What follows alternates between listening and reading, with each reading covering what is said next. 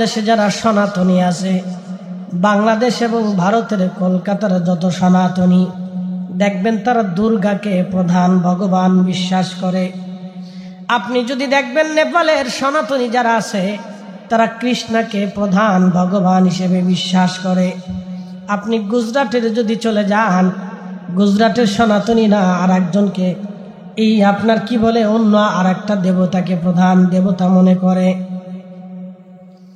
বেঙ্গালুরের সনাতনীরা আর একজনকে প্রধান দেবতা মনে করে। আমি গিয়েছিলাম মালয়েশিয়াতে বাইজান একটা পাহাড় আছে, একটা গুহা আছে। এই গুহাটার বয়স 40 কোটি বছর। 40 কোটি বছর ধরে গুহার বয়স। তাদের ধারণায় গুহার সামনে ভাইজান ওই আপনার কি বলে ভারতের তামিলনাড়ুর হিন্দুরা বিরাট একটা মূর্তি বানায় রাখছে। তামিলনাড়ুর হিন্দুরা এই গুহার সামনে বিরাট বড় একটা মূর্তি বানিয়ে রাখছে। তামিলনাড়ুর যারা সনাতনী তাদের ভগবান বড় ভগবান আর একজন।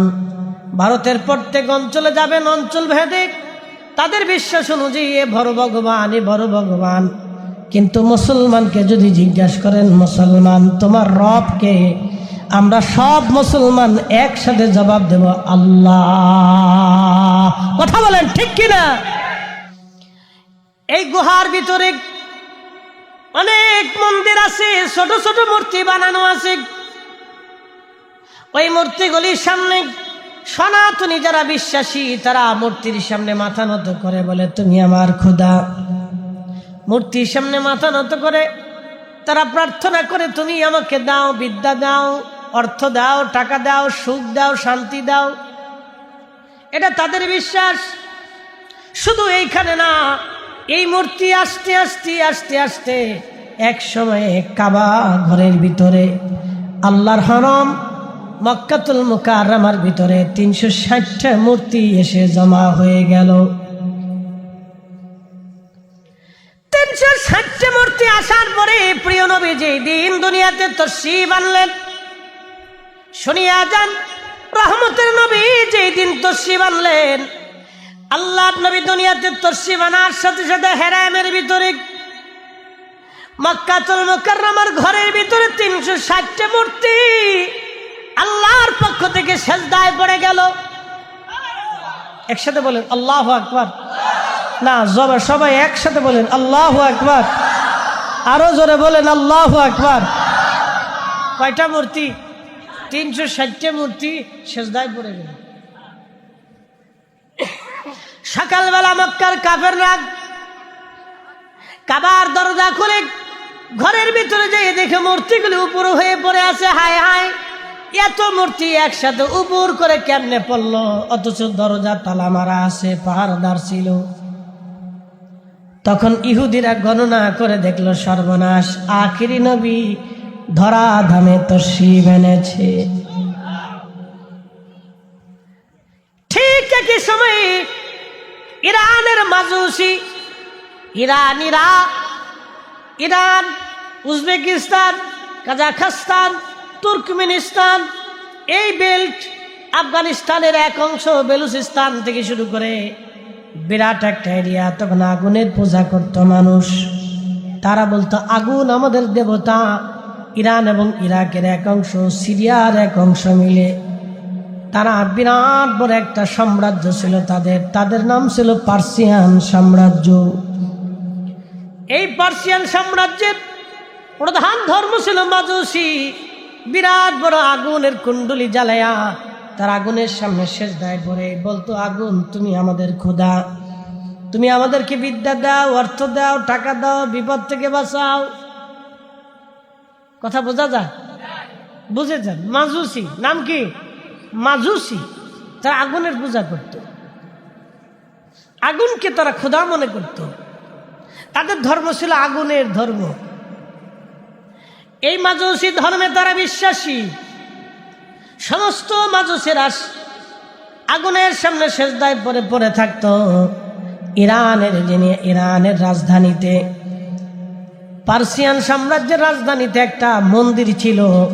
এই মন্দিরে 4000 বছর ধরে আগুন জ্বলতেছিল, একটা সেকেন্ডের জন্য কোনোদিন আগুন নিভে নাই।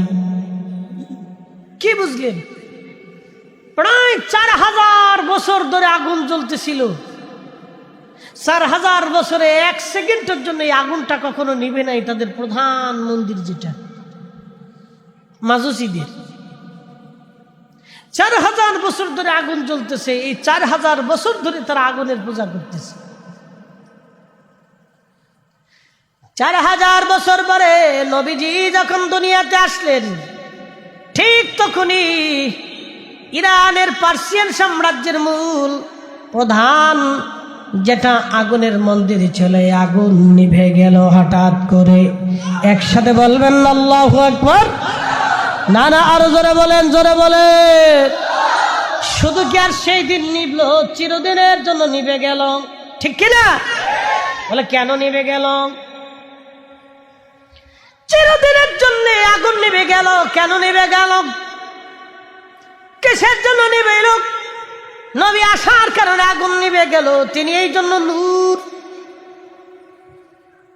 এজন্য তিনি নূর। আল্লাহর পক্ষ থেকে যখন নূর এসে গেল, তখন দুনিয়ার মাজুসির আগুন নিভে গেল। 360টা মূর্তি কাবা ঘরের সামনে সেজদায় পড়ে গেল। মাজুসিরা গণনা করে দেখলো, হায় হায়, সর্বনাশ হয়ে গেছে। আমাদের 4000 বছরে যে আগুন নিভে নাই, সে আগুন আজ হঠাৎ করে নিভে গেল। বোঝার আর বাকি নাই, এই সাম্রাজ্য শেষ হবে, এই আগুনের ধর্ম একদিন শেষ হয়ে যাবে। জোরে বলা যাবে কে মারহাবা। মাজুসি ধর্ম চলে গেল, পারস্য সাম্রাজ্য শেষ হয়ে গেল। এবার রোমান সাম্রাজ্য। রোমান সাম্রাজ্য ছিল প্রায় 7000 বছর ধরে চলমান। 7000 বছর পৃথিবীতে তারা রাজত্ব করলো। তাদের বিরাট বড় সাম্রাজ্য, বিরাট বড় প্রাসাদ। প্রাসাদের বয়স হাজার হাজার বছর। হাজার হাজার বছরের প্রাসাদ, তাই প্রাসাদের মধ্যে ফাটল ভেঙে গেল। বিরাট বড় মিনারা ছিল তাদের, বিরাট বড় প্রাসাদের উপরে তাদের মিনারা ছিল। এই মিনারা ভেঙ্গে খান খান হয়ে পড়ে গেল। প্রাসাদের প্রত্যেকটা দেওয়ালে ফাটল ধরে গেল। তখন তাদের গণক দার্শনিকরা গণনা করতে বসে গেল, হায় হায়, এত বছর পার হলো, এই প্রাসাদে কোনোদিন ফাটল ধরে নাই, আজকে কেন এই প্রাসাদের মধ্যে ফাটল ধরে গেল? তারা গণনা করে দেখলো, সর্বনাশ, আখিরি নবী রাহমাতুল লিল আলামিন দুনিয়াতে জন্ম নিয়েছেন। এমন একটা শিশু পৃথিবীতে জন্ম নিয়েছে, এমন একটা শিশু পৃথিবীতে আগমন করেছে, যার আগমনে রোম সাম্রাজ্য বাতিল হয়ে যাবে, রোম সাম্রাজ্য ধ্বংস হয়ে যাবে, রোমানরা পরাভূত হয়ে যাবে।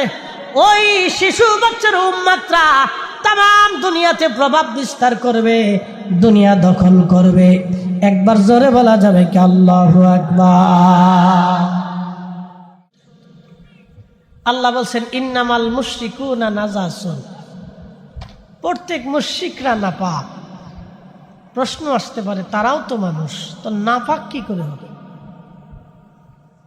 তাদেরও যে রক্ত আমাদেরও সেই রক্ত, তাদেরও যেই মগজ আমাদেরও সেই মগজ, তাদেরও যেই চোখ আমাদেরও সেই চোখ, তাদেরও যেই অঙ্গ প্রত্যঙ্গ, মাগার আমাদেরও সেই অঙ্গ প্রত্যঙ্গ। তো নাপাক হলো, আমরা পাক হলাম কারণ কি? কিসের জন্য জানেন? ইমানের কারণে। কিসের কারণে? একসাথে বলেন, কিসের কারণে? ইমানের কারণে।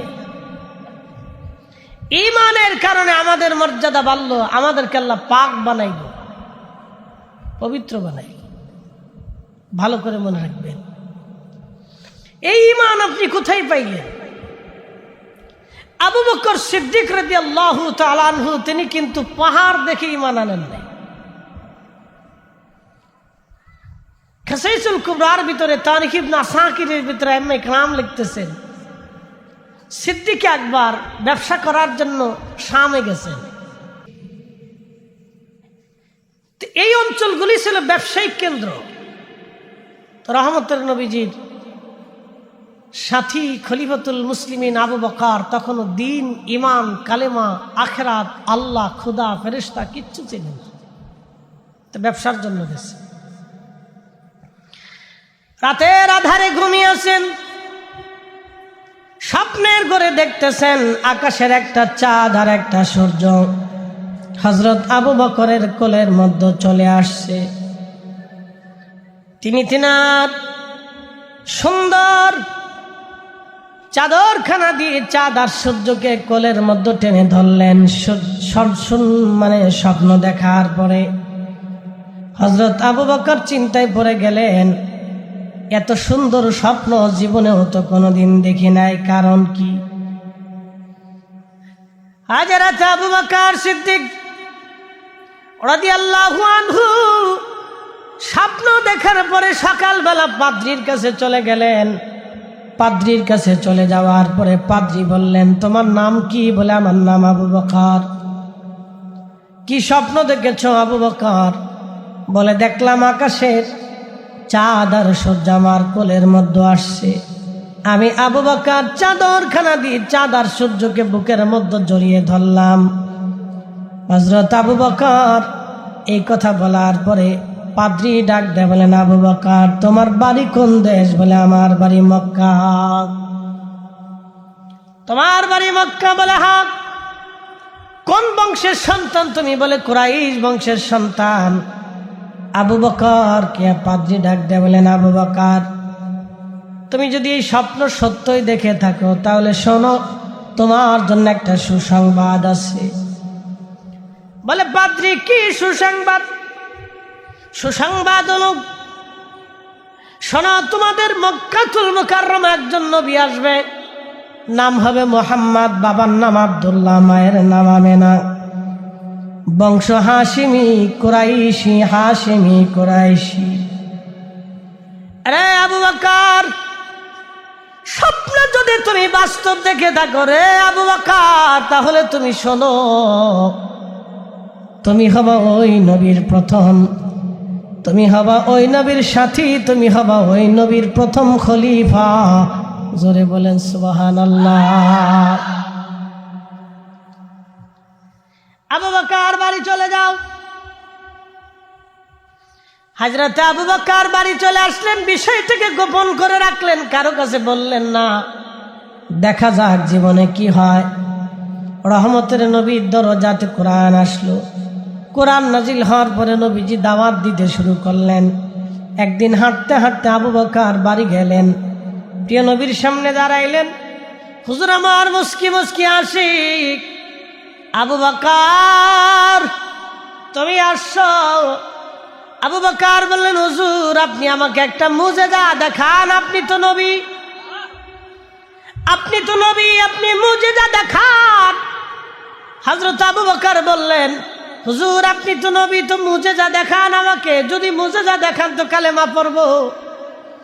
নবী বললেন, আবু বকর সিরিয়ায় ব্যবসা করতে গিয়েছিলাম, আকাশের চাঁদ আর সূর্য তোমার স্বপ্নে তোমার কোলের মধ্যে এসেছিল, চাদর দিয়ে জড়িয়ে ধরে রাখছিলাম, আর সকালবেলা পাদ্রীর কাছে যায় তার ব্যাখ্যা জানতে চাইছিলাম, পাদ্রী ব্যাখ্যা দিয়ে দিল, আমার কথাও বলে দিয়েছে, আমার পরিচয় তোমাকে দিয়েছে আবু বকর, এরপরেও কি তুমি মুজিজা দেখতে চাও?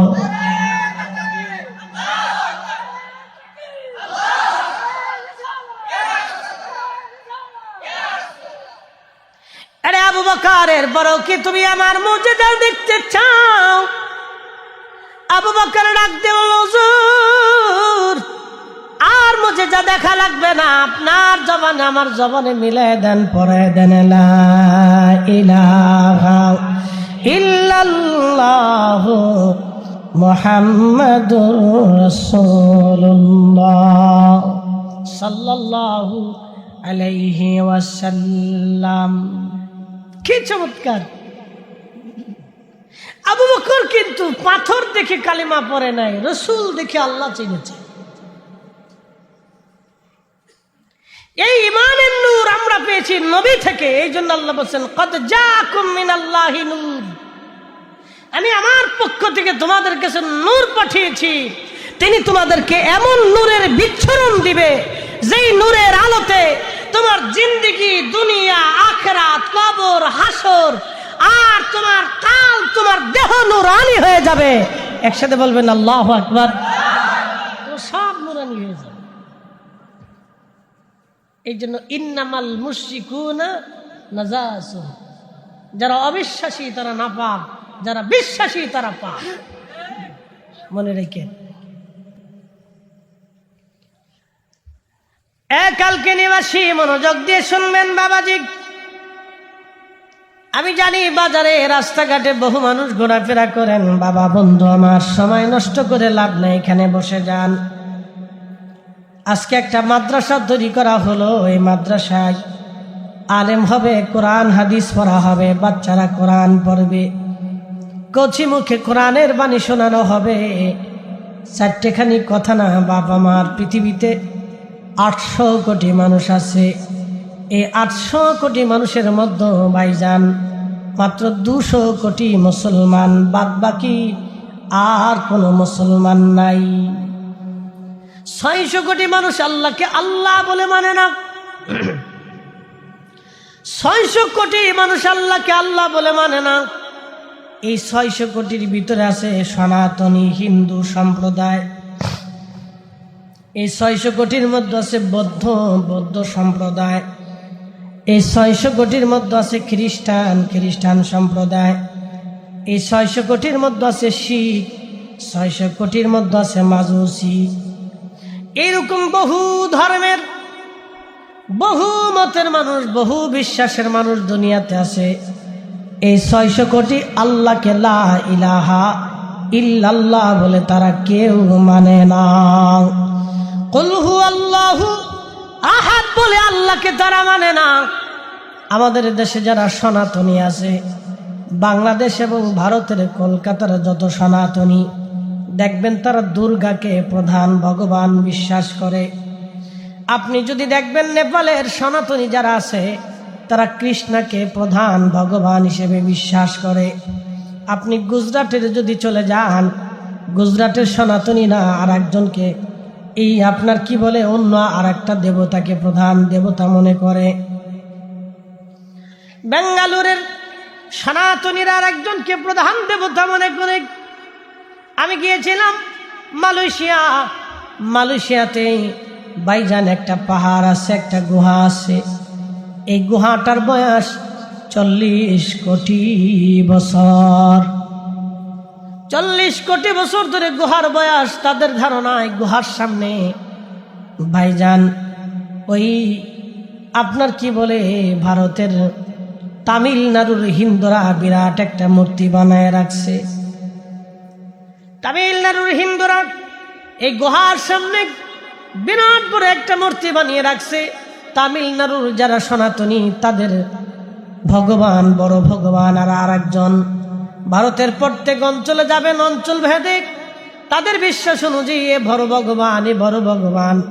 কিন্তু মুসলমানকে যদি জিজ্ঞাসা করেন, মুসলমান তোমার রবকে, আমরা সব মুসলমান একসাথে জবাব দেব আল্লাহ। কথা বলেন ঠিক কিনা? কখনো তোমাকে যদি ভুলি, হেদায়েতের আলো জ্বেলে নিয় কাশ তুলি। কখনো তোমাকে যদি ভুলি, হেদায়েতের আলো জ্বেলে নিয় কাশ তুলি। ঠাই দিও প্রিয়তম অগ মহিয়ান, তুমি রহমান, তুমি মেহেরবান। অন্ধ গাহে না শুধু তোমার গুণগান, অন্ধ গাহে না শুধু তোমার গুণগান। বুঝেও বুঝে না তবু শান, তুমি রহমান, তুমি মেহেরবান। এই গুহা ভিতরে অনেক মন্দির আছে, ছোট ছোট মূর্তি বানানো আছে। ওই মূর্তিগুলির সামনে সনাতনী যারা বিশ্বাসী তারা মূর্তির সামনে মাথা নত করে বলে, তুমি আমার খোদা। মূর্তির সামনে মাথা নত করে তারা প্রার্থনা করে, তুমি আমাকে দাও, বিদ্যা দাও, অর্থ দাও, টাকা দাও, সুখ দাও, শান্তি দাও। এটা তাদের বিশ্বাস। শুধু এইখানে না, এই মূর্তি আস্তে আস্তে আস্তে আস্তে এক সময়ে কাবা ঘরের ভিতরে আল্লাহর হরম মক্কাতুল মুকাররমার ভিতরে 360টা মূর্তি এসে জমা হয়ে গেল। 360টা মূর্তি আসার পরে প্রিয় নবী যেই দিন দুনিয়াতে তশরীফ আনলেন, শুনিয়া যান, রহমতের নবী যেই দিন তশরীফ আনলেন, হযরত আমেনা বললেন, দুনিয়ার মানুষ, আমি দেখলাম আমাকে একটা মেঘখণ্ড ঘিরে ধরে রাখছে। শুধু কি তাই, মেঘের ভিতরে আমি দেখলাম আমার ডানে একজন মহিলা বসে আছে, পরমা সুন্দরী, খেজুর গাছের মতো লম্বা লম্বায় মহিলা। জিজ্ঞেস করলাম, কে গো আপনি? আপনি এত বড় লম্বা মানুষ কোনোদিন তো দেখি নাই, আমার পাশে বসে আছেন। বলে, আমেনা, তুমি আমাকে চিনো নাই, আমি তোমার আদি মাতা হযরত হাওয়া। আমি তোমার কাছে এসেছি, আল্লাহ পাঠিয়েছেন, আল্লাহর বেহেশত থেকে এসেছি, তোমার ভিতরে আখিরি নবী। এই নবী কিছু সময় পরে দুনিয়াতে আসবে। প্রিয় নবীকে, আখিরি নবীকে রিসিভ করার জন্য আল্লাহ বেহেশত থেকে আমি হাওয়াকে পাঠিয়েছেন। একবার জোরে বলা যাবে কি মারহাবা?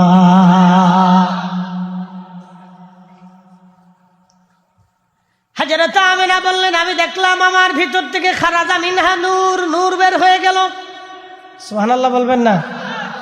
খারাজা মিনহা নূর, আমার ভিতর থেকে নূর বের হয়ে গেল। নূর, শুধু কি নূর বের হলো, আমি দেখলাম কিছু সময় পরে সবার সন্তানরা কান্নাকাটি করে, কিন্তু আমি দেখি আমার সন্তান মুহাম্মদ আমিন সেজদার মধ্যে পড়ে আছে।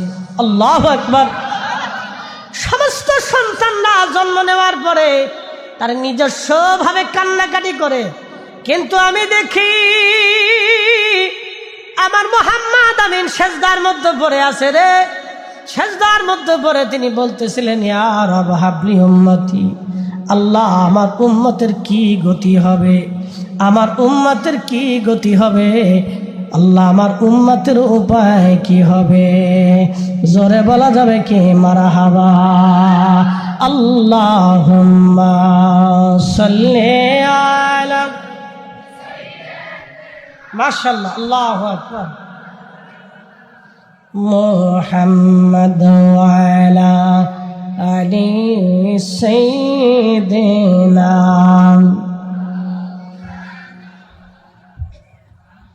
তুমি মোদের আশার আলো, তাই তো তোমায় বাসি ভালো। তুমি মোদের আশার আলো, তাই তো তোমায় বাসি ভালো। হৃদয় নামের ফুল দানিতে, হৃদয় নামের ফুল দানিতে গেথে রেখেছি প্রেমের মালা। ইয়া রাসূলুল্লাহ, ইয়া হাবিবাল্লাহ, ইয়া রাসূলুল্লাহ।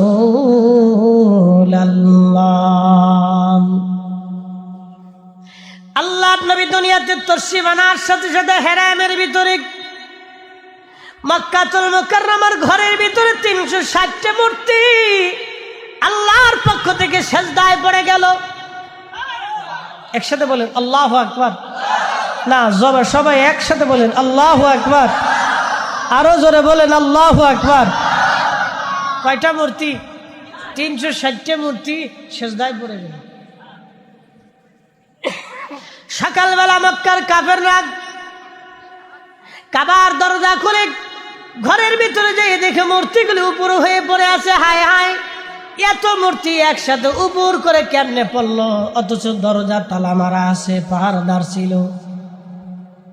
তখন ইহুদিরা গণনা করে দেখলো, সর্বনাশ, আখিরি নবী ধরা ধামে তসরিফ এনেছে। ঠিক একই সময়ে ইরানের মাজুসি, ইরানিরা ইরান, উজবেকিস্তান, কাজাখস্তান, তুর্কমেনিস্তান, এই বেল্ট, আফগানিস্তানের এক অংশ, বেলুচিস্তান থেকে শুরু করে বিরাট একটা এরিয়া, তখন আগুনের পূজা করত মানুষ। তারা বলতো আগুন আমাদের দেবতা। ইরান এবং ইরাকের এক অংশ, সিরিয়ার এক অংশ মিলে তারা বিরাট বড় একটা সাম্রাজ্য ছিল তাদের নাম ছিল পার্সিয়ান সাম্রাজ্য। এই পার্সিয়ান সাম্রাজ্যের প্রধান ধর্ম ছিল মাজুসি। বিরাট বড় আগুনের কুণ্ডলি জ্বালায়া তার আগুনের সামনে সেজদায় পড়ে বলতো, আগুন তুমি আমাদের খোদা, তুমি আমাদেরকে বিদ্যা দাও, অর্থ দাও, টাকা দাও, বিপদ থেকে বাঁচাও। কথা বোঝা যায়? বুঝেছেন? মাজুসি নাম কি? মাজুসি। তারা আগুনের পূজা করত, আগুনকে তারা খোদা মনে করত। তাদের ধর্ম ছিল আগুনের ধর্ম। এই মাজুসি ধর্মে তারা বিশ্বাসী। সমস্ত মাজুসেরা আগুনের সামনে সেজদায় পড়ে থাকতো। ইরানের রাজধানীতে, পার্সিয়ান সাম্রাজ্যের রাজধানীতে একটা মন্দির ছিল। এই মন্দিরে 4000 বছর ধরে আগুন জ্বলতেছিল, একটা সেকেন্ডের জন্য কোনোদিন আগুন নিভে নাই। কি বুঝলেন? প্রায় 4000 বছর ধরে আগুন জ্বলতেছিল। 4000 বছরে 1 সেকেন্ডের জন্য এই আগুনটা কখনো নিভে নাই। তাদের প্রধান মন্দির যেটা মাজুসিদের, 4000 বছর ধরে আগুন জ্বলতেছে। এই 4000 বছর ধরে তারা আগুনের পূজা করতেছে। 4000 বছর পরে নবীজি যখন দুনিয়াতে আসলেন, ঠিক তখনই ইরানের পার্সিয়ান সাম্রাজ্যের মূল প্রধান যেটা আগুনের মন্দির ছিল, এই আগুন নিভে গেল হঠাৎ করে। একসাথে বলবেন আল্লাহু আকবার। না না, আরো জোরে বলেন, জোরে বলেন। শুধু কি আর সেই দিন নিভল? চিরদিনের জন্য নিভে গেল, ঠিক কিনা? বলে কেন নিভে গেল? চিরদিনের জন্য আগুন নিভে গেল। কেন নিভে গেল? কিসের জন্য নিভে গেল? নবী আসার কারণে আগুন নিভে গেল। তিনি এই জন্য নূর, এজন্য তিনি নূর। আল্লাহর পক্ষ থেকে যখন নূর এসে গেল, তখন দুনিয়ার মাজুসির আগুন নিভে গেল। 360টা মূর্তি কাবা ঘরের সামনে সেজদায় পড়ে গেল। মাজুসিরা গণনা করে দেখলো, হায় হায়, সর্বনাশ হয়ে গেছে। আমাদের 4000 বছরে যে আগুন নিভে নাই, সে আগুন আজ হঠাৎ করে নিভে গেল। বোঝার আর বাকি নাই, এই সাম্রাজ্য শেষ হবে, এই আগুনের ধর্ম একদিন শেষ হয়ে যাবে। জোরে বলা যাবে কি মারহাবা। লা ইলাহা ইল্লাল্লাহ, লা ইলাহা, লা ইলাহা হাসবি রাব্বি জাল্লাল্লাহ মা ফি কলবি গায়রুল আহা নূর মুহাম্মদ সাল্লাল্লাহ, পর নূর মুহাম্মদ সাল্লাল্লাহ, লা ইলাহা ইল্লাল্লাহ, লা ইলাহা, লা ইলাহা ইল্লাল্লাহ মুহাম্মাদুর রাসূলুল্লাহ সাল্লাল্লাহু আলাইহি ওয়াসাল্লাম। মাজুসি ধর্ম চলে গেল, পারস্য সাম্রাজ্য শেষ হয়ে গেল। এবার রোমান সাম্রাজ্য। রোমান সাম্রাজ্য ছিল প্রায় 7000 বছর ধরে চলমান। 7000 বছর পৃথিবীতে তারা রাজত্ব করলো। তাদের বিরাট বড় সাম্রাজ্য, বিরাট বড় প্রাসাদ। প্রাসাদের বয়স হাজার হাজার বছর, হাজার হাজার বছরের প্রাসাদ। তাই প্রাসাদের মধ্যে ফাটল ভেঙে গেল। বিরাট বড় মিনারা ছিল তাদের, বিরাট বড় বিরাট বড় প্রাসাদের উপরে তাদের মিনারা ছিল। এই মিনারা ভেঙ্গে খান খান হয়ে পড়ে গেল, প্রাসাদের প্রত্যেকটা দেওয়ালে ফাটল ধরে গেল। তখন তাদের গণক দার্শনিকরা গণনা করতে বসে গেল, হায় হায়, এত বছর পার হলো, এই প্রাসাদে কোনোদিন ফাটল ধরে নাই, আজকে কেন এই প্রাসাদের মধ্যে ফাটল ধরে গেল? তারা গণনা করে দেখলো সর্বনাশ, আখিরি নবী রাহমাতুল লিল আলামিন দুনিয়াতে জন্ম নিয়েছেন। এমন একটা শিশু পৃথিবীতে জন্ম নিয়েছে, এমন একটা শিশু পৃথিবীতে আগমন করেছে, যার আগমনে রোম সাম্রাজ্য বাতিল হয়ে যাবে, রোম সাম্রাজ্য ধ্বংস হয়ে যাবে, রোমানরা পরাভূত হয়ে যাবে। ওই শিশু বাচ্চার উম্মতরা তাম দুনিয়াতে প্রভাব বিস্তার করবে, দুনিয়া দখল করবে। একবার জোরে বলা যাবে কি আল্লাহু আকবার? তিনি রাহমাতুল লিল, আমরা তার উম্মত। কি দিছি? কদ্দুর সুদের কারবারি দিছি, কি দিছি? ঘুষ দিছি, কি দিছি? চুরি সাপটামি দিছি, কি দিছি? মিথ্যা দিয়েছি, কি দিয়েছি? গীবত দিয়েছি, শেকের দিয়েছি, তহমত দিয়েছি, ধোঁকা দিয়েছি, মিথ্যা দিয়েছি, মানুষ ঠকিয়েছি, অন্যায় করেছি, বাবা মারে ঠকিয়েছি, সন্তান ঠকিয়েছি, প্রতিবেশী ঠকিয়েছি। আমরা কি দিছি? কিচ্ছু দিতে পারি নাই। কথা কন ঠিক কিনা? ও নবীকে আমরা কিছু দিতে পারি, কিচ্ছু দিতে পারি। আচ্ছা বলেন, আমরা যে এইভাবে করি, এটাকে আমরা ঠকি না রসুল ঠকে? নিজেরা ঠকি, আমরা নিজেরা ঠকি। কেউ যদি নামাজ কাজা করে তাহলে সে নিজে ঠকে, আল্লাহ ঠকে না। কেউ যদি মিথ্যা বলে তাহলে সে নিজে ঠকে, আল্লাহ ঠকে না। কেউ যদি মানুষ ধোঁকা দেয় তো সে নিজে ঠকে, আল্লাহ ঠকে না। সে নিজেকে ধোঁকা দেয়, সে নিজেকে মিথ্যা বলে, সে তার নিজের নফসের সাথে জুলুম করে, জুলুম অন্যায় করে। এটাকে সে শাস্তির সম্মুখীন করতেছে, বিচারের সম্মুখীন করে দিচ্ছে, আল্লাহর কাঠগড়ায় দাঁড়ানোর সম্মুখীন করে দিতেছে। মনে রাখবেন, এই জন্য আল্লাহ রসুলকে আমরা কিছু দিতে পারি নাই, কিন্তু আমার দয়া করে আল্লাহ আমাদেরকে সেই নবীর উম্মত বানিয়েছেন। এটাই হচ্ছে আমাদের জীবনের সবচেয়ে বড় পাওয়া। কথা বলেন ঠিক কিনা?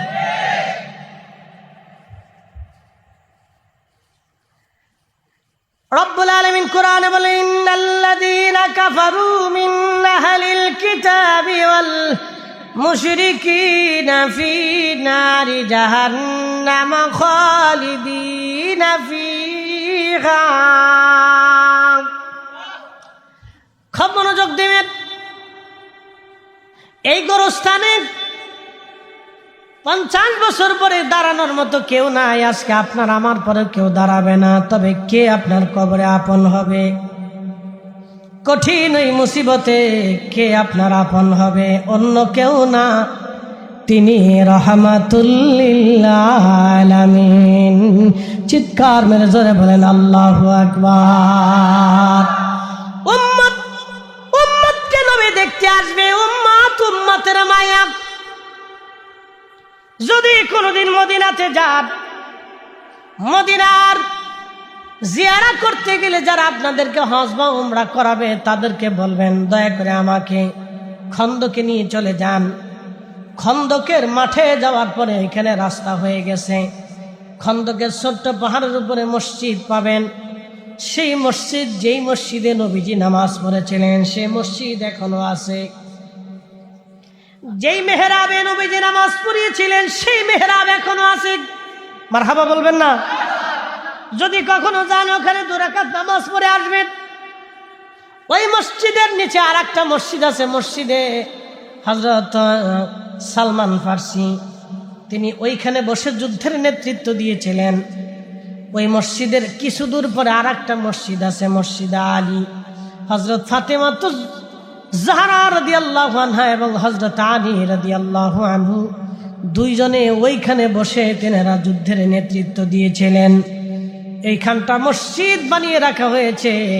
ওইখান খন্দকের পাহাড়ের পিছনে আর একটা পাহাড় আছে। ওই খন্দকের মাঠের সামনে দিয়ে আগায়া আগায়া পিছনের দিকে যদি আপনি একটা পিছনের দিকে চলে যান, একটা পাহাড় পাবেন। পাহাড়ের নাম জাবাল আবু সিলা। এই জাবাল আবু সিলাতে ছোট্ট একটি গুহা আছে। এই গুহার ভিতরে রহমতের নবী একাধারে 3 দিন 3 রাত সেজদায় পড়ে কেঁদেছিলেন। সুবহানাল্লাহ বলা যাবে না? 3 দিন 3 রাত সেজদার মধ্যে পড়ে নবী কেঁদেছিলেন। কেন কাঁদলেন? সন্তানের জন্য কাঁদেন নাই, কলিজার টুকরা মেয়ে ফাতেমার জন্য কাঁদেন নাই, হাসান হুসেন রাদিয়াল্লাহু আনহুমার জন্য কাঁদেন নাই। তিনি কেঁদেছেন গুনাহগার উম্মতের জন্য। সেজদার মধ্যে পড়ে আল্লাহকে বলেন, ইয়া রব হাবিলি উম্মতি, আল্লাহ আমার উম্মত গুনাহ করে ফেলছে, আল্লাহ আমার উম্মত গুনাহগার, আমার উম্মতের হবে কি, উপায় কি? এইভাবে নবী 3 দিন 3 রাত পর্যন্ত কেঁদেছে। ওই জন্য ওই কবরে আপনার আপন কেউ হবে না, যিনি আপন হবে তিনি রাহমাতুল লিল আলামিন। কথা বলেন ঠিক কিনা? ভালোবাসলে উনাকে বাসেন, যদি ভালোবাসেন তো উনাকে বাসেন, যদি অনুসরণ করেন তো উনাকে করেন, যদি জীবন দেন তো উনার মহব্বতে দেন, যদি পক্ষ নেন তো রসুলের পক্ষ নেন। কি কথা বলেন ঠিক কিনা? যদি পক্ষ নেন তো রসুলের পক্ষ নেন। হিসাব সহজ। প্রিয় কালকিনিবাসী, বেশি লম্বা করে রাত্র গভীর করব না।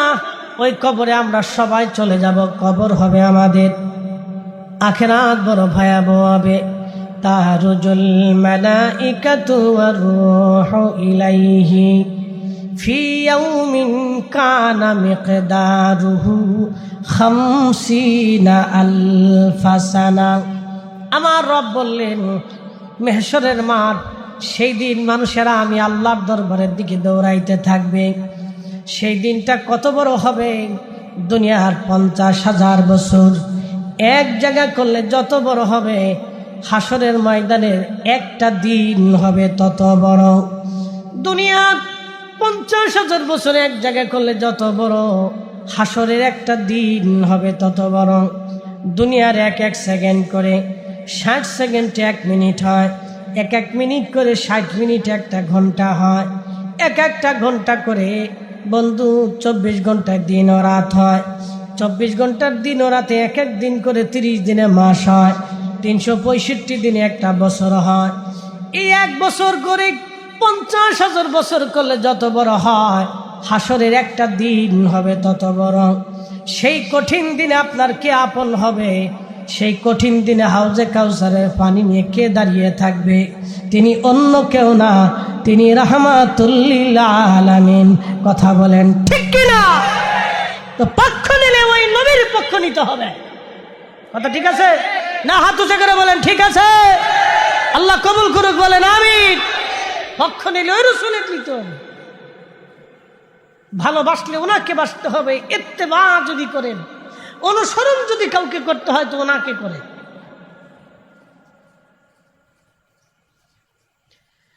মাদারীপুরবাসী মনোযোগ দিবেন। আল্লাহর নবী বলেন, আমার উম্মত কিয়ামতের ময়দানে 3 স্থানে সন্তান মাকে ভুলে যাবে, মা সন্তান ভুলে যাবে, বাবা সন্তান ভুলে যাবে, সন্তান বাবা ভুলে যাবে। কিয়ামতের মাঠের 3 স্থানে মা সন্তান ভুলবে, সন্তান মাকে ভুলে যাবে। অথচ মা হৃদয়ের গভীর থেকে সন্তানকে ভালোবাসে। মা হৃদয়ের গভীর থেকে মা সন্তানকে ভালোবাসে, হৃদয়ের গভীর থেকে ভালোবাসে। যদি বিশ্বাস না করেন তাহলে মা কি জিনিস বোঝার জন্য আপনার বাড়িতে গরুর বাচ্চা যখন হয়, গাভী যখন প্রসব করে বাচ্চা হয়, এই বাচ্চাটা হওয়ার পরে বাচ্চাটারে কোলে নিয়ে আপনি গাভীর রশি কেটে দিবেন, দড়ি কেটে দিবেন। গলার রশি কেটে দেওয়ার পরে আপনি গাভীর বাচ্চাটা নিয়ে পুরা এলাকা আপনি হাঁটতে থাকবেন। রমজানপুর পার হয়ে কালকিনি পার হয়ে আপনি ভুরঘাটা চলে যাবেন, নদীর মধ্যে ঝাঁপ দিবেন। ওই গাভীটা আপনার পিছে পিছে যেতে থাকবে। গাভী অন্য কোথাও যাবে না, আপনার পিছে পিছে যাবে। প্রশ্ন রাখবেন, ফরিদি হুজুর, গাভী কি আমারে ভালোবাসে না? গাভী আপনাকে ভালোবাসে না, আপনার কোলে রাখা বাচ্চাটাকে সে ভালোবাসে, কারণ এটা তার কলিজার টুকরা সন্তান। গাভী আপনার পিছু ছাড়বে না। সেই দিন মা পর্যন্ত কিয়ামতের ময়দানে সন্তানকে ভুলে যাবে। তিন জায়গা মা সন্তানকে ভুলে যাবে। এক নাম্বার, যখন মিজানের পাল্লা কায়েম হয়ে যাবে, উম্মতের নেকি গুনাহগুলি ওজন শুরু হয়ে যাবে, সেই কঠিন দিনে সবাই পেরেশান হয়ে যাবে। আহা, কত কঠিন পেরেশান হবে সেই দিন। আল্লাহর নবী বলেন, আমার উম্মতেরা কোটি কোটি উম্মত কাতার করে দাঁড়িয়ে যাবে, কোটি কোটি উম্মত কাতারবদ্ধভাবে দাঁড়িয়ে যাবে, কোটি কোটি উম্মত কাতারবদ্ধভাবে দাঁড়িয়ে যাবে। সবাই চিন্তায় পড়ে যাবে, আজকে কি নেকির পাল্লা ভারী হয় নাকি গুনার পাল্লা ভারী হয়ে যায়। সবাই একই চিন্তা হয়, আমার উপায় কি হবে, আমার উপায় কি হবে। নবীজি বলেন, এই মুহূর্তে প্রত্যেক মা তার সন্তানের কথা ভুলে যাবে, সন্তান বাবা মার কথা ভুলে যাবে, স্বামী স্ত্রীর কথা ভুলে যাবে, স্ত্রী এই মুহূর্তে স্বামীর কথা ভুলে যাবে। সবাই একই চিন্তা, আজকে আমার নেকির পাল্লা হালকা হয়ে যায় কিনা। আল্লাহর নবী ডাক দিলেন, উম্মত, আমি রাসূল ওই সময় তোমাদেরকে ভুলবো না। না না না, একসাথে বলেন আল্লাহু আকবার। এইবার বুঝে যান কাকে ভালোবাসবেন, কার ইত্তেবা করবেন, কার পক্ষ নেবেন, কাকে মহব্বত করবেন। বুঝে যান আপনি কার পক্ষ নেবেন, আপনি বুঝে যান কাকে বেশি ভালোবাসবেন, বুঝে যান। আল্লাহর হাবিব বললেন, আমার উম্মত রে, ওই সময় আমি দাঁড়িয়ে থাকব, শুধু দাঁড়িয়ে থাকবো না, যখনই দেখবো আমার উম্মত নেকের পাল্লা হালকা হয়ে যাচ্ছে, ঠিক তখনই যেই উম্মত আমাকে ভালোবেসেছিল, আমাকে অনুসরণ করেছিল, ওই উম্মতের গুনাহের পাল্লার নেকের পাল্লা যখন হালকা হতে থাকবে, আমি নবীজি নেকের পাল্লার উপরে তখন কালেমা শরীফ দিয়ে আমি আমার উম্মতের নেকের পাল্লা ভারী করে দেব। একসাথে বলেন আল্লাহু আকবার। না না, হাত উঁচু করে বলেন আল্লাহু আকবার। তাহলে রাসূলের পক্ষে আসি না নাই? হাত উঁচু করে বলেন আসি না নাই? আল্লাহ কবুল করুক, জোরে বলেন আমিন। জবানটা খুলে দেন, একসাথে বলেন আল্লাহুম্মা সাল্লি আলা।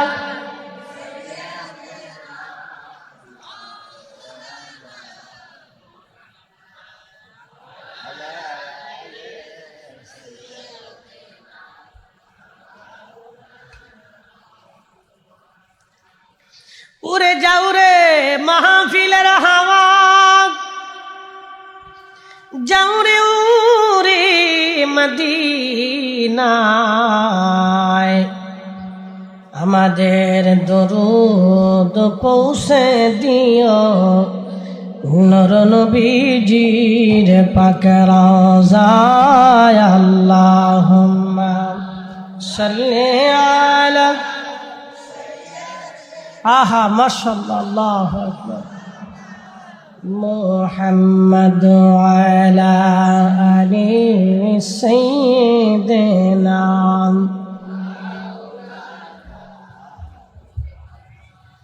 প্রিয় উপস্থিতি, একদিন আমরা কবরের দিকে চলে যাব। ওয়া ইন্না ইলাইহি রাজিউন। আমরা আল্লাহর কাছে চলে যাব, রবের কাছে চলে যাব। আমরা রবের কাছে ছিলাম, রবের কাছে চলে যাব।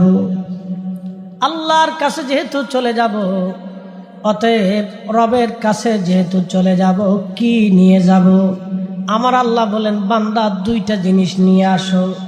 এক নম্বরে, ইন্নাল্লাযীনা আমানু ওয়া আমিলুস সলিহাতি উলাইকা হুম খায়রুল বারিয়া। নিশ্চয়ই ইমানে আমলে যারা পাকা হবে, সৃষ্টির মধ্যে তারা সেরা।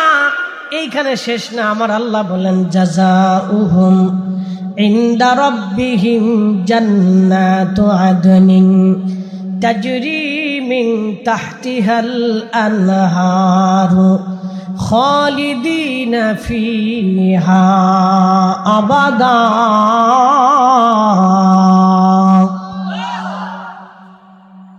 আমি রব্বুল আলামিন ইমানে আমলে পাকা হয়ে যারা দুনিয়ার থেকে আমি আল্লাহর কাছে আসবে, আমি তাদের জন্য একটা আবাস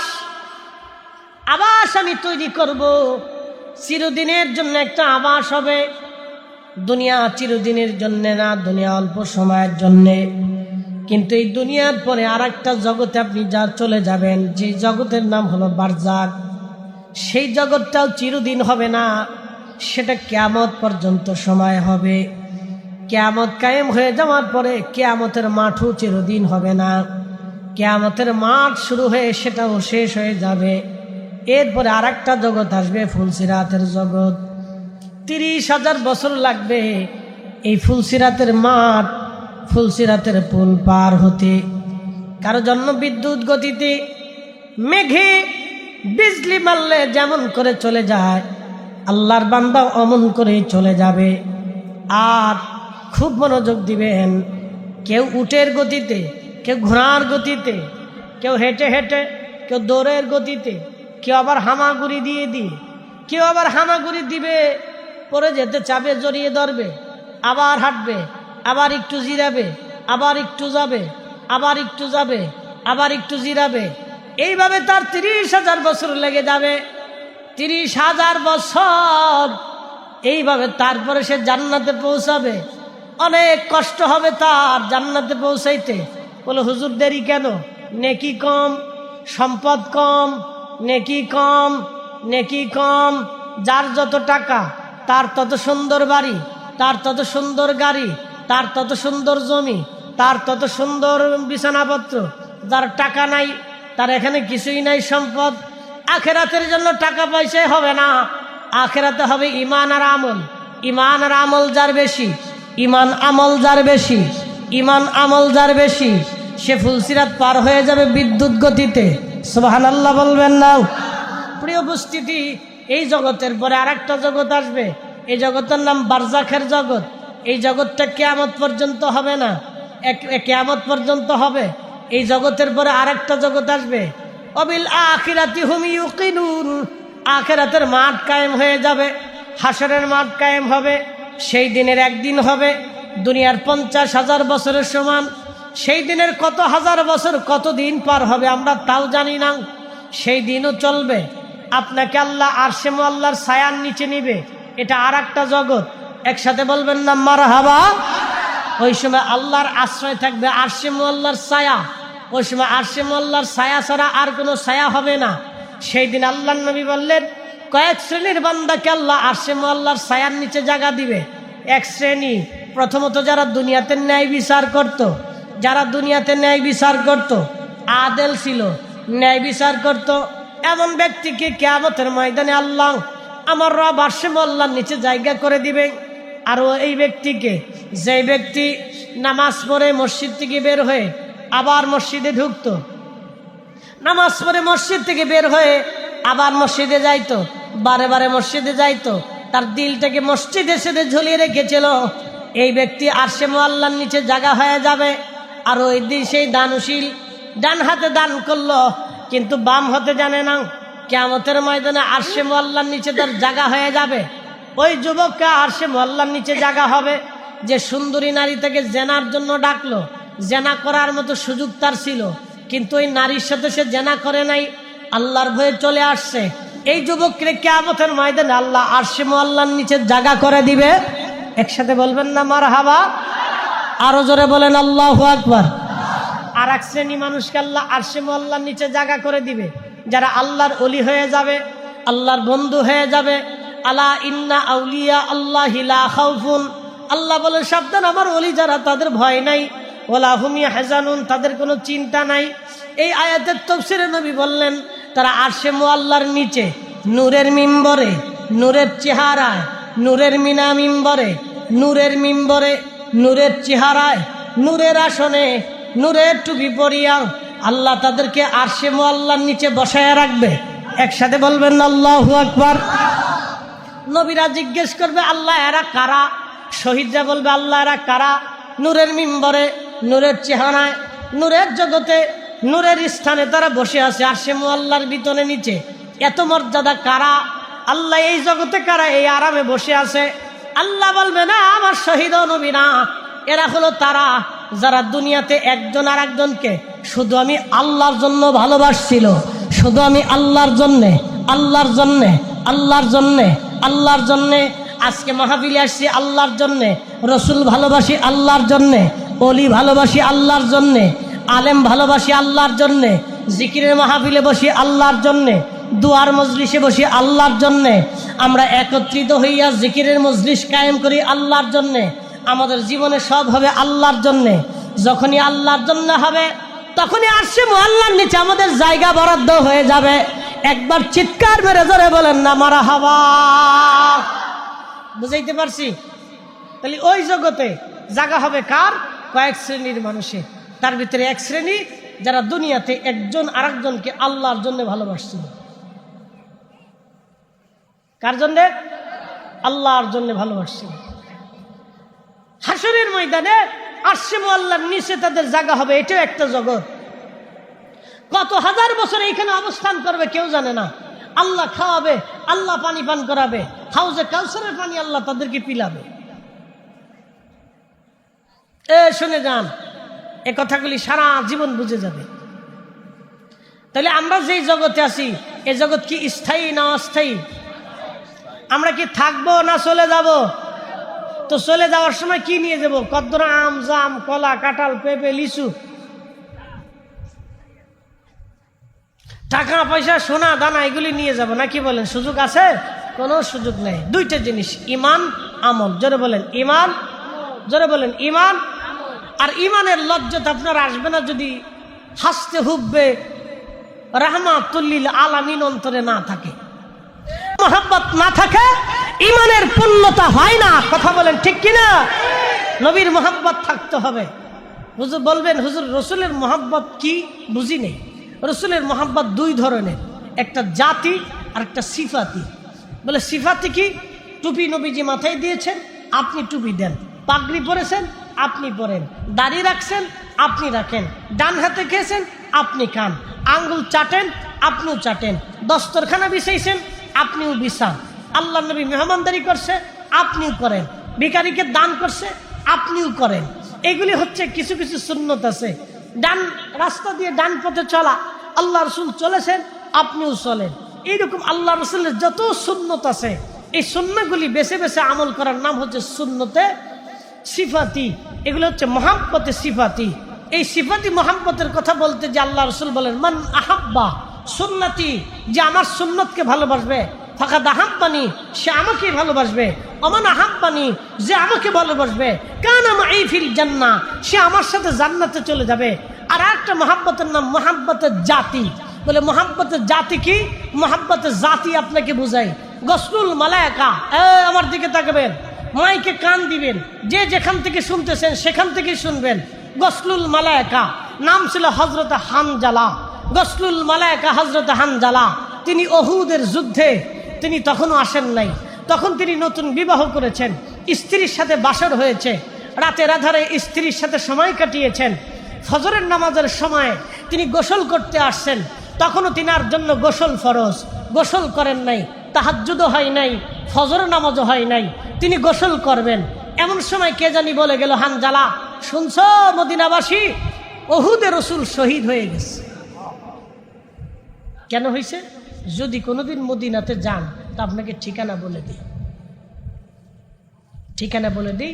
উহুদে পাহাড়ের এক পাশে একটা ফাঁকা জায়গা পাবে। ওই ফাঁকা জায়গা ওঠার আগে নিচে একটা মসজিদ পাবে। এটা মসজিদ মুখতাসার করে বানিয়ে রাখা হয়েছে। ওই মসজিদে নবীজি আসরের নামাজ পড়তেছিলেন। নামাজ পড়া শেষ, এই মুহূর্তেই পিছন দিক থেকে কাফেররা আক্রমণ করছে। আল্লাহর হাবিবের দন্ত মোবারক ওইখানে শহীদ হলো। রসুল করিমের মাথা মোবারক আঘাত লাগলো। আল্লাহর নবীকে বাঁচাইতে বললেন সাহাবা ইকরাম, কে আছো রসুলকে বাঁচাও। নবীর সাহাবী তালহা রাদিয়াল্লাহু আনহু, শুনে যান আজকে কাফেরদের সামনে ঢাল হয়ে গেলেন। শত শত কাফের সাথে একা লড়াই করতেছিল। হযরত আবু বকর সহ কয়েকজন সাহাবী জিবরাইল আমিনের নেতৃত্বে নবীজিকে পাহাড়ের উপরে নিতে নিতে উহুদের সেই ফাঁকা জায়গাতে নিয়ে গেলেন। তালহা রাদিয়াল্লাহু আনহু লড়াই করতেছিলেন। তারিখের মধ্যে এসেছে হযরত তালহা নবীজির মহব্বতে লড়াই করতে লাগলেন, আজ নবী বাঁচাইতে হবে। লড়াই চলতেছে, একা এত পরিমাণে আঘাত ওনার শরীরে লাগলো, তীর তলোয়ারের আঘাতে হযরত তালহা অজ্ঞান হয়ে পড়ে গেলেন। একটা দুইটা আঘাত না, হযরত তালহাকে যুদ্ধ চলে যাওয়ার পরে, বন্ধ হয়ে যাওয়ার পরে হযরত তালহাকে ধরে নিয়ে যাওয়া হলো। দেখলেন তালহার তখনও দম আছে, তালহা তখনও মারা যায় নাই, কিন্তু শরীরের কাপড়, লোহার পোশাক, হেলমেট সব খুলে ফেলে দেওয়ার পরে দেখা গেল একটা না, সারা শরীরে ৭৯টা আঘাতের চিহ্ন ছিল। একসাথে বলবেন আল্লাহু আকবার। এটার নাম মহাব্বতে জাতি। যারা বলেন মহাব্বতে জাতি, কলিজার ভিতর থেকে ভালোবাসা। আমাদের দেশে কেউ আছে দাড়ি রাখছে আবার শেষে ফেলে দিচ্ছে, আছে না এরকম? টুপি মাথায় দিয়েছে আবার রেখে ফেলে দিচ্ছে, 7 দিনও মাথায় দেয় না। কেউ আছে একদিন পাগড়ি পরছে আর বাকি দিন পাগড়ি পরে না, আছে না এরকম? একদিন দস্তরখানা বিছাইছে আর বিছেই না, মানে কোনো সময় মানে কোনো সময় মানে না। এটার গুরুত্ব কম। এর সুন্নতে মহাব্বতে সিফাতি, কখনো মানে কখনো মানে না। আর মহাব্বতের জাতিটা হলো কলিজার ভিতর থেকে ভালোবাসা, নিজের জিন্দেগির সব কিছুকে নবীর কদমে কুরবানি করা। একসাথে বলবেন না মারহাবা।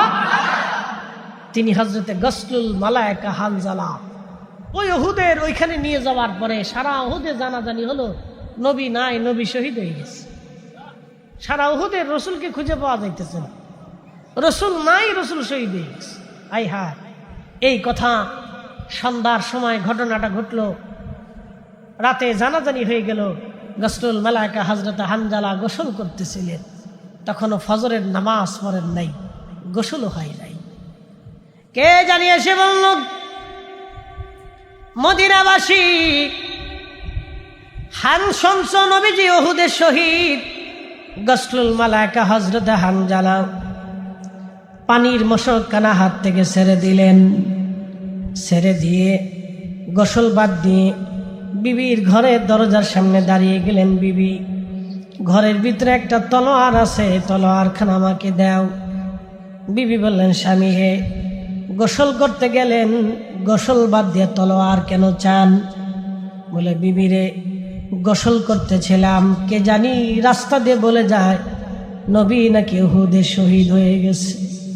বিবিরে বলো, আমি কার জন্য গোসল করব, কার জন্য জীবন করব, কার জন্য দুনিয়ায় আমি বেঁচে থাকব? রসুলই নাই, আমি হানজালার বেঁচে থেকে লাভ কি? নবী নাই, কি জন্য আমি বাঁচব? হযরত হানজালা দৌড়াইয়া চলে গেলেন, গোসলও নাই, নামাজও নাই, গোসলও নাই, নামাজও নাই, তখন দৌড়াইয়া উহুদে চলে গেলেন তিনি। আল্লাহু আকবার। উহুদে চলে যাওয়ার পরে সকাল পর্যন্ত যুদ্ধ গড়াই গেল, প্রচণ্ড যুদ্ধ হয়।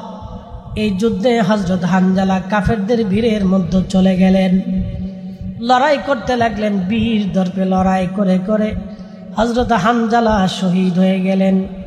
নবীজি উহুদের ট্র্যাজেডি, শাহাদাত, শহীদদেরকে কাতার করে আনতে লাগলেন। নবীজির চাচা হযরত আমির হামজার বক্ষ মোবারক ফেরে কলিজা বের করে কান নাক কেটে কেটে টুকরা টুকরা করে ফেলে দেওয়া হয়েছিল। আল্লাহর নবী নিজে আহত, প্রচন্ড ব্যথিত। নবীজির আপন চাচা নাই, যে আদরের চাচা, বাবার মোহাব্বত দিয়ে যাকে আগলে ধরে রাখতেন, সেই চাচা আজকে দুনিয়ায় নাই। নবীজি একদিকে বেদনায় আছেন, অন্যদিকে আহত হয়ে আছেন। সাহাবীদেরকে কাতার করে শোয়ানো হচ্ছে। 70 জন সাহাবী শহীদ হয়ে গেছে। 4টেখানি কথা না, কলিজার টুকরো 70 জন সাহাবী আজ শহীদ হয়ে আছে। আল্লাহ নবীজি সমস্ত সাহাবীদেরকে কাফন দাফন শুরু করলেন।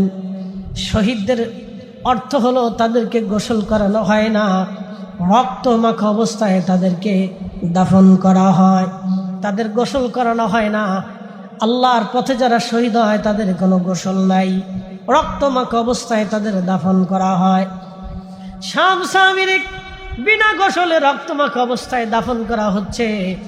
হযরত হানজালার স্ত্রী দৌড়ায় গেলেন, উহুদে যায় নবীজির সামনে দাঁড়ায় দাঁড়ায় কাঁদে। কে তুমি কাঁদো? বলি ইয়া রাসূলুল্লাহ, আমি হানজালার বিবি। কান্দো কেন? তোমাদের না গত রাত বাসর হয়েছে? হুজুর, আপনার হানজালা উহুদের ময়দানে শহীদ হয়ে গেছে।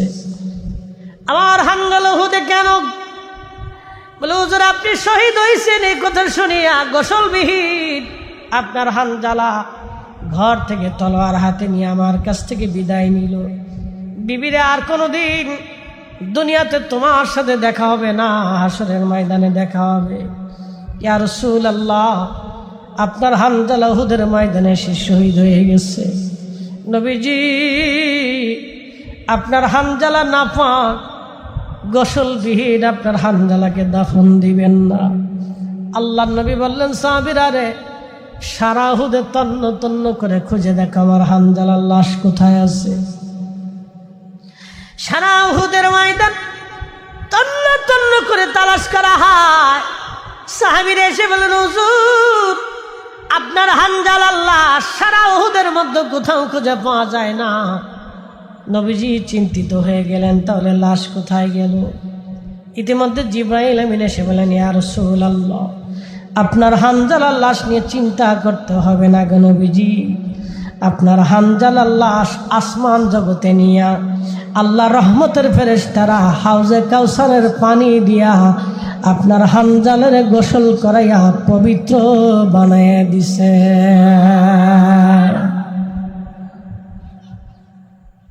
মোহাব্বতের জাতি,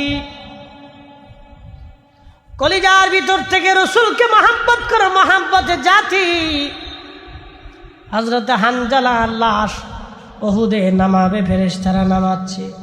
সাহাবীরা দৌড়াই গেলেন, দেখি আজকে দেখবো হানজালার গোসল কেমন হইছে। সাহাবীরা দৌড়ায় যা দেখলেন হযরত হানজালার চুল দাড়ি মোবারক বেয়ে বেয়ে হাউজে কাউসারের পানি টপ টপ করে উহুদের মাটিগুলি ভিজে যাইতেছিল। গাসলুল মালায়েকা হানজালা এসকে রসুল দিয়ে আল্লাহ খুশি করিলেন, এসকে রসুল দিয়া। এ কালকিনিবাসী, আজকে থেকে নিয়ত করে যাব, রসুল মিথ্যা বলে নাই, আমরাও বলবো না। নবী ধোঁকা দেয় নাই, আমরাও দেব না। আল্লাহ রসুল কারো হক নষ্ট করে না, আমরাও করব না। নবীজির চরিত্রবান হব, নবীর রঙে রাঙ্গায়িত হব। এই ওয়াদা, এই মোহাব্বত নিয়ে যদি বাড়ি পর্যন্ত যেতে পারি, আজকের ওয়াজ বড় সার্থকতা হবে। কবর আমাদের সামনে। আল্লাহ বলেন, বান্দারে তুমি চলে আসবে আমার কাছে।